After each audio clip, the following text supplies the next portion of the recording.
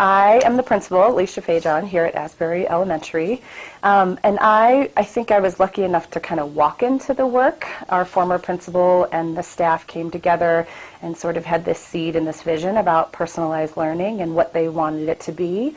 And so I immediately jumped on board, having a Montessori background and working with kiddos, and just wanted to really kind of help, grow this idea. And so as the principal, it's really just my role to support all of the kiddos and all of the teachers in making their questions and creativity come to fruition.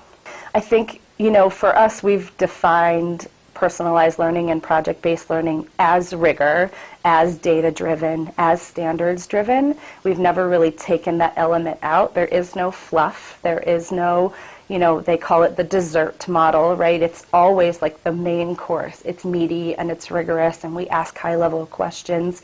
We don't veer far from sort of the district framework around LEAP. We still live in that model around high expectations for teachers and high expectations for children.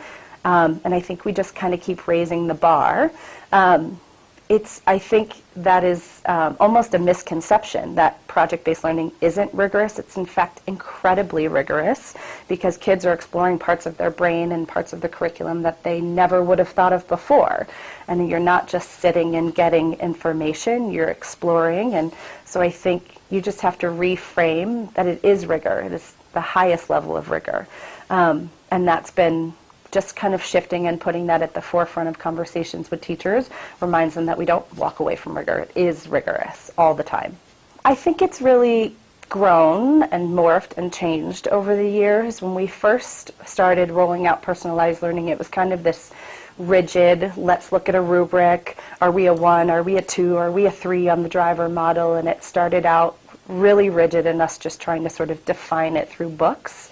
And now I think it's kind of blossomed into sort of the organic piece that it is, right? So we have kiddos who love technology, and so they get to explore through building projects and being in Google and being online and making PowerPoints and things like that.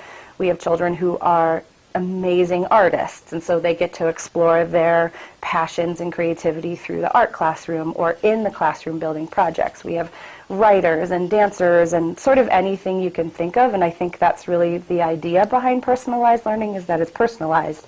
We look at every child, all 350 of them, as they walk in the door and say, what interests you? What sparks you?